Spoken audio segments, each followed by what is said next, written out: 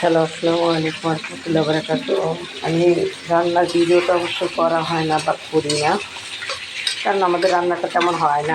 আমরা স্বামী স্ত্রী দুজন, আমার ছেলে বাইরে থাকে, দুজন মানুষ তো। আর আমি ভাত খাই শুধু রাত্রে, আর বিকেলবেলা রান্না করি। আর আমার হাজব্যান্ড হলো একবার, যেটা একটা করে হেভি হয়ে যায়, তার তেমন কোনো আবদার নাই। কালকে কিছু মাছ আনছে, তেলাপোয়া মাছটা আমি একটু কড়া করেই ভাজি। এই যে মাথাগুলো আলাদা ভাজছি, আর এখানে যে আলু দিয়ে দিচ্ছি, মশলা কষাইলাম এতক্ষণ। মশলা কষাই যে এখন আলুটা দিয়ে দিচ্ছি। আলুটা 50% কষানোর মধ্যে আমি সিদ্ধ করে ফেলবো। সিদ্ধ করে ঝোল দিয়ে মাছ দিয়ে তারপরে যে আম দেবো, ঝোল রাখবো তো একটু, এই জন্য আম দিব আর কি। নামে মাত্র দেওয়া, আর তেমন কিছু না। আর এই তরকারিটা আমি 50% সিদ্ধ করে ফেলবো কষানোর মধ্যে। কষানো হয়ে গেলে পানি দিয়ে তারপর মাছ দিয়ে আম দিয়ে দেবো।